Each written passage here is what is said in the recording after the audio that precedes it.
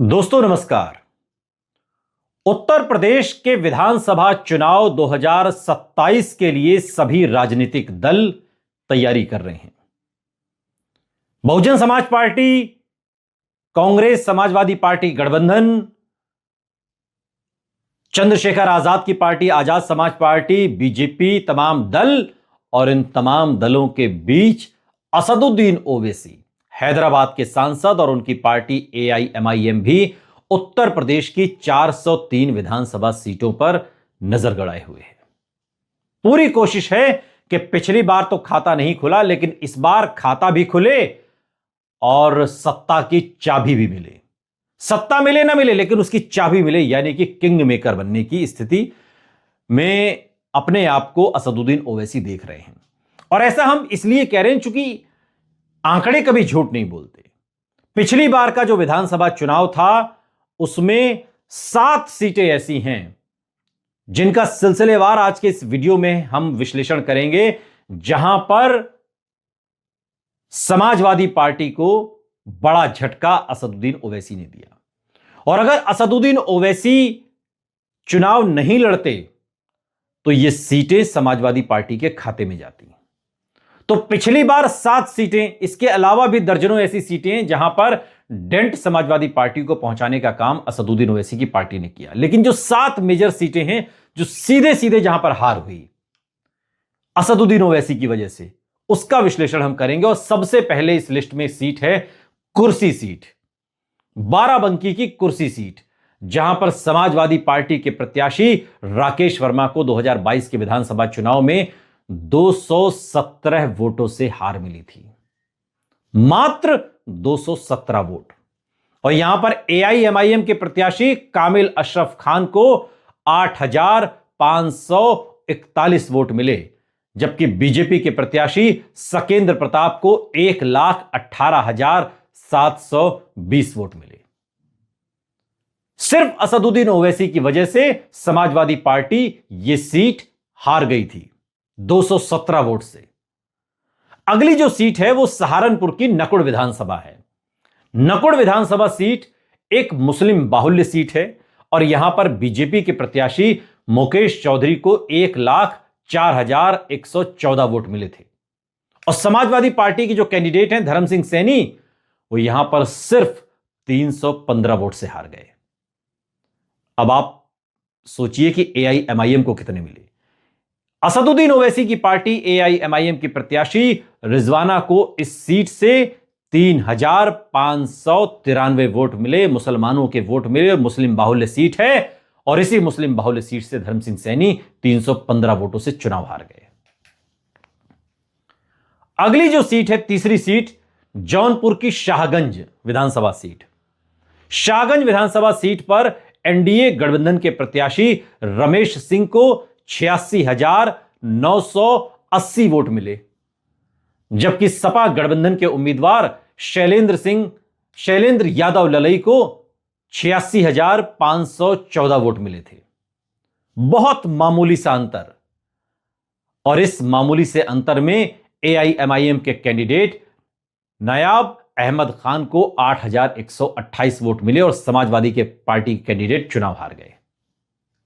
सीधे सीधे एआईएमआईएम ने यहां पर असदुद्दीन ओवैसी की पार्टी ने समाजवादी पार्टी को चुनाव हरा दिया।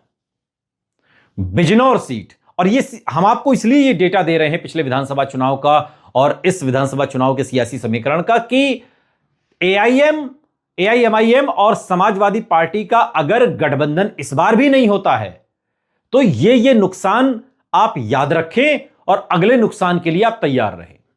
बिजनौर सीट, बीजेपी प्रत्याशी सूची मौसम को 97,165 वोट मिले और समाजवादी पार्टी और आरएलडी के जो संयुक्त प्रत्याशी थे, तब आरएलडी उधर थी, अब तो आरएलडी भी इधर है बीजेपी के खेमे में, लेकिन तब आरएलडी समाजवादी पार्टी के साथ थी और उनके जो प्रत्याशी थे नीरज चौधरी, उन्हें 95,720 वोट मिले। और एआईएमआईएम के मुनीर अहमद को 2,290 वोट और समाजवादी पार्टी का गठबंधन यहां पर 1,445 वोट से चुनाव हार गया। चुनाव क्यों हारा? चुनाव हारा असदुद्दीन ओवैसी की पार्टी एआईएमआईएम की वजह से। 5वें नंबर की जो सीट है वो है सुल्तानपुर सीट।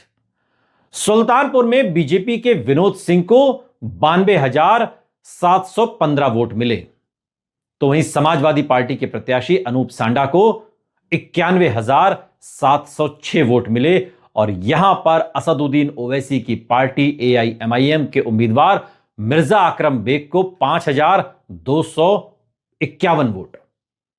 समाजवादी पार्टी यहां पर 1,009 वोटों से चुनाव हार गई और 5,000 से ज्यादा वोट एआईएमआईएम के कैंडिडेट ले गए।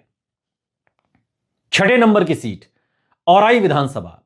औराई सीट पर बीजेपी ने समाजवादी पार्टी को 1,647 वोटों से हराया और बीजेपी प्रत्याशी दीनानाथ भास्कर को 93,691 वोट मिले, जबकि समाजवादी पार्टी के अंजनी को 92,044 वोट मिले।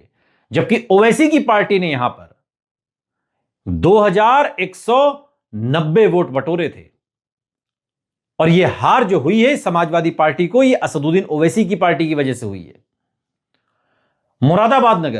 मुरादाबाद नगर सीट से बीजेपी के रत्नेश कुमार गुप्ता, और आपको बता दें कि मुरादाबाद की 6 में से 5 विधानसभा सीटें समाजवादी पार्टी ने जीती थी। ये एक सीट मुरादाबाद नगर बीजेपी के खाते में गई और वजह क्या है? रत्नेश कुमार गुप्ता को मिले 1,48,384 वोट और समाजवादी पार्टी के कैंडिडेट यूसुफ अंसारी को मिले 1,47,602 वोट।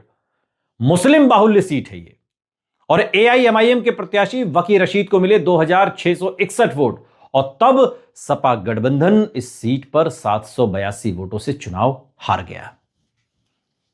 ये तो वो सीटें जो अंतर बहुत कम है चुनाव के हारने का। कई ऐसी सीटें हैं जहां पर बड़े अंतर से समाजवादी पार्टी चुनाव हारी है और चुनाव हराने का काम असदुद्दीन ओवैसी की पार्टी एआईएमआईएम ने किया है।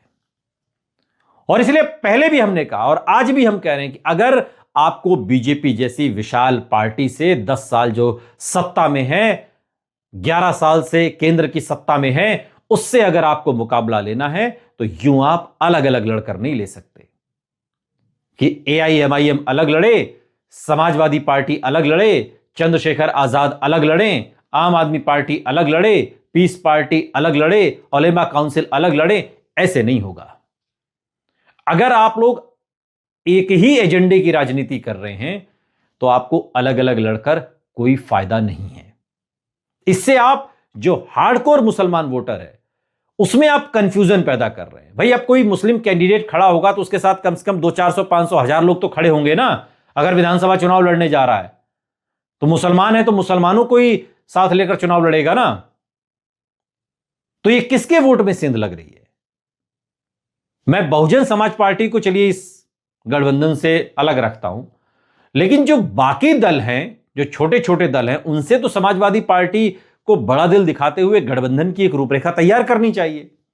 वरना पिछले चुनाव में जो नुकसान हुआ है उस नुकसान के लिए इस चुनाव में भी तैयार रहना चाहिए।